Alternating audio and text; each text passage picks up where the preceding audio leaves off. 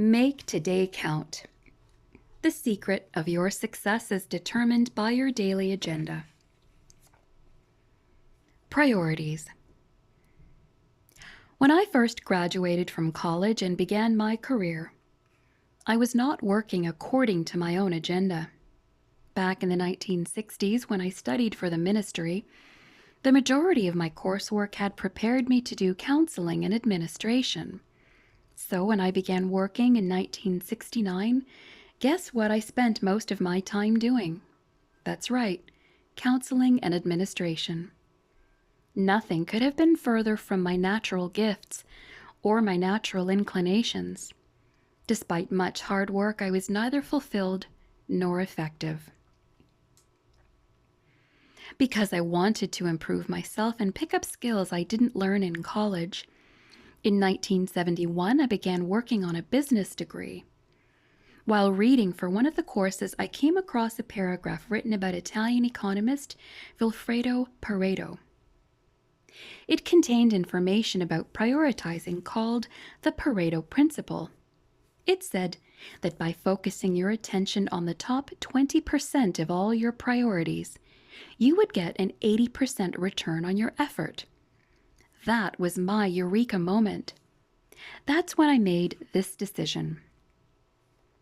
I will prioritize my life and give focus and energy to those things that give the highest return.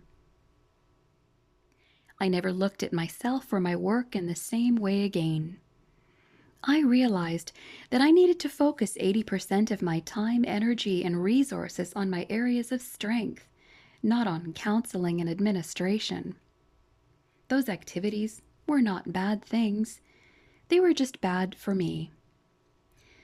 From the moment I made that decision, I have been a practitioner of the Pareto Principle, and I have taught it to others for 33 years. If you want to read a more in-depth treatment of the Pareto Principle, read my book, Developing the Leader Within You. Most of the time, this has kept me focused and on track, although when I first began applying the principle, the results sometimes were not what I had intended. Margaret and I still laugh about the time she asked me to start helping her mow the lawn. Margaret, I said, having just learned Pareto, I don't want to waste my time on something like that. I'm trying to stay focused. We can pay somebody to do that. Margaret looked at me and replied, "Pay with what?" We worked it out, but it was a defining moment for us. From that moment on, I have tried to focus on those things that are important and not get sidetracked. Making the decision to determine and act on important priorities daily. If you want to change the way you look at yourself and what you do by making a decision concerning your priorities, then do the following. Take back today. Have you ever noticed that the people who have nothing to do usually want to spend their time with you?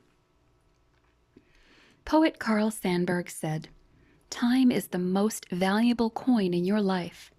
You and you alone will determine how that coin will be spent. Be careful that you do not let other people spend it for you." Your greatest possession is the 24 hours you have directly ahead of you. How will you spend it?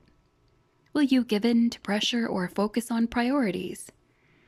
Will you allow pointless emails, unimportant tasks, telemarketers, interruptions, and other distractions to consume your day? Or will you take complete responsibility for how you spend your time? Take control of the things you can and make today yours. If you don't decide how your day will be spent, someone else will. Ask yourself 3 questions. No daily dozen issue has added more to my success than the principle of priorities. When I discovered that I needed to change my approach to my day and my career, I started by asking myself 3 critical questions. 1. What is required of me? Any realistic assessment of priorities in any area of life must start with a realistic assessment of what a person must do. For you to be a good spouse or parent, what is required of you? To satisfy your employer, what must you do? If you lead others, then the question should be, what must you personally do that cannot be delegated to anyone else? When ordering priorities, always start with the requirement question and give it careful thought before moving on to the next question. 2. What gives me the greatest return? As you progress in your career, you begin to discover that some activities yield a much higher return for the effort than others do. Anyone who hasn't discovered that probably isn't progressing in his or her career. The next place to focus your attention is on those high return activities. 3. What gives me the greatest reward? If you do only what you must and what is effective, you will be highly productive, but you may not be content. I think it's also important to consider what gives you personal satisfaction. However, I find that some people want to start with the reward question and go no further than that. No one can be successful who doesn't possess the discipline to take care of the first two areas before adding the third. Philosopher William James said, "The art of being wise is the art of knowing what to overlook." If you bring your priorities into focus by answering those three questions, you will have a much better idea of what you should overlook. Stay in your strength zone. People don't pay for average. People don't go looking for a mediocre restaurant and a middling movie when they go out at night. Employers don't award the contract to the salesman known as Mr. Average. Nobody says, let's give the contract to the company that will do a merely adequate job. It was a great day in my church when I stopped counseling people and stopped getting bogged down in administration. But finding my strength zone took some time and exploration. If you don't already have a good handle on your strengths, then you may want to explore some of these suggestions. They're based on what I did to find mine. Trial and error. Nothing teaches you more than your successes and failures. Anytime something seems to be all trial and you make a lot of mistakes, it's probably time to move on. But you've got to take the risk of failing to find your successes. The counsel of others. Asking others to evaluate your effectiveness is not always fun, but it is always helpful. Be sure to choose people who don't have an agenda other than to help you. Personality tests. Evaluations such as DISC, Florence Littauer's personality profile, and Myers-Briggs can be very helpful. They will help to clarify some of your natural inclinations and help to reveal some strengths and weaknesses you aren't aware of. Personal experience. You really get a feel for how well you do something by doing it repeatedly. Just remember this: experience is not always the best teacher. Evaluated experience is. British Prime Minister William Gladstone said, "He is a wise man who wastes no energy on pursuits for which he is not fitted.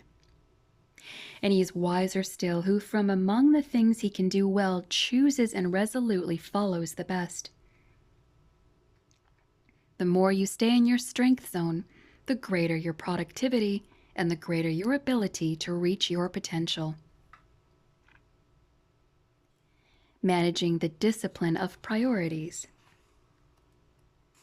One of the things I noticed very quickly after making my priorities decision was that priorities shift very easily. For that reason, they must be continually evaluated and guarded. My reminder to manage my discipline of priorities is this: every day I will live my life according to my priorities. What does that mean? 5 things. 1. Evaluate priorities daily. A man went to the Super Bowl and climbed to the top row in the end zone section of the stadium to reach his seat. After the game started, he spotted an empty seat on the 50-yard line. After working his way down to it, he asked the man in the next seat, "Excuse me, but is anyone sitting here?"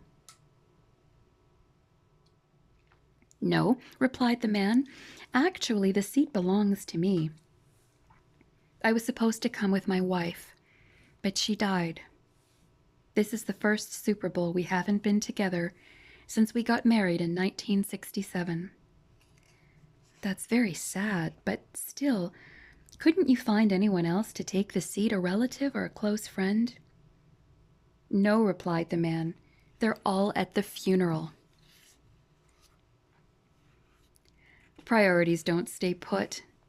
You have to revisit them every day. Why? Because conditions continually change. So do methods of getting things done. Your values, once defined, are going to be steady. You will be able to rely on them, but how you carry them out needs to be flexible. Plan your time carefully. According to a survey taken by Day Timers Incorporated, only 1/3 of American workers plan their daily schedules, and only 9% follow through and complete what they planned. If you want to be effective, you must be able to make the transition to planning. I plan my calendar 40 days at a time, but when I get ready to approach a day, I have the whole thing laid out, hour by hour. It's a rare day that I get up in the morning wondering what I will be doing that day, even when on vacation. 3. Follow your plan. I don't mean to insult your intelligence by suggesting that you follow your plan, but it needs to be said. According to time management expert Alec McKenzie, surveys show that most executives don't get to their most important tasks until mid-afternoon. Why? Most finished off low-priority tasks so that they could have a sense of accomplishment.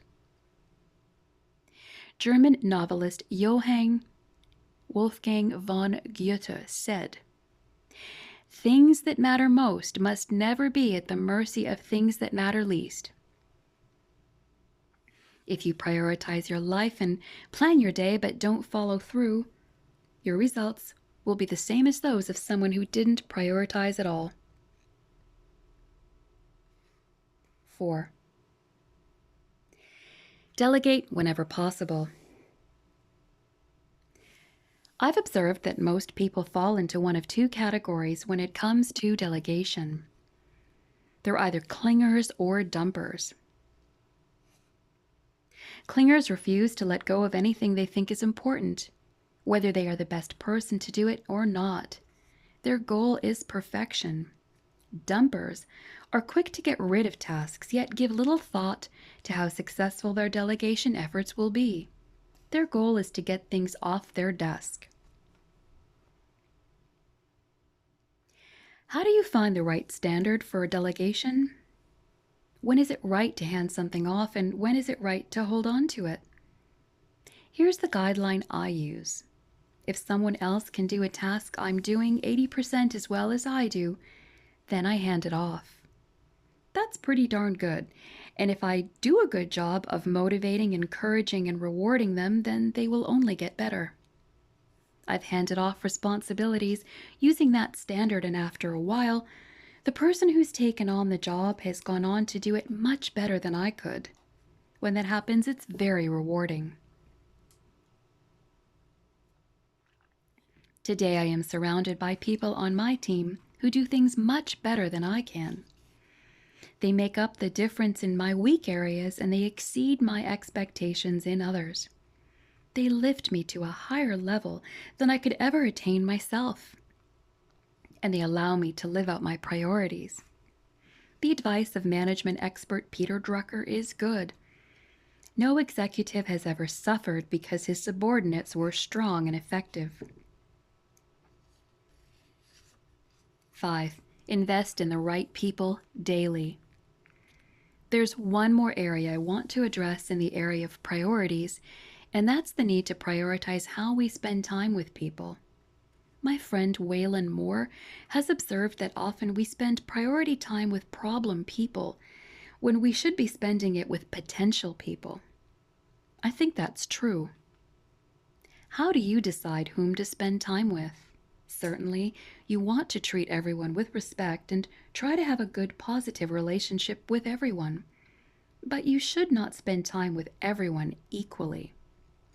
Here's what I use to evaluate where to invest my time: value to the team, natural ability, responsibility, timing, potential, mentoring fit. The time you spend with others can be a great investment. Choose whom you will invest in and then add value to them on a consistent basis. You will never regret it. Your priorities decision today. Where do you stand when it comes to priorities today? Ask yourself these 3 questions. 1. Have I already made the decision to determine and act on important priorities daily? 2. If so, when did I make that decision? 3. What exactly did I decide? Your priorities discipline every day. Based on the decision you made concerning priorities, what is the one discipline you must practice today and every day in order to be successful?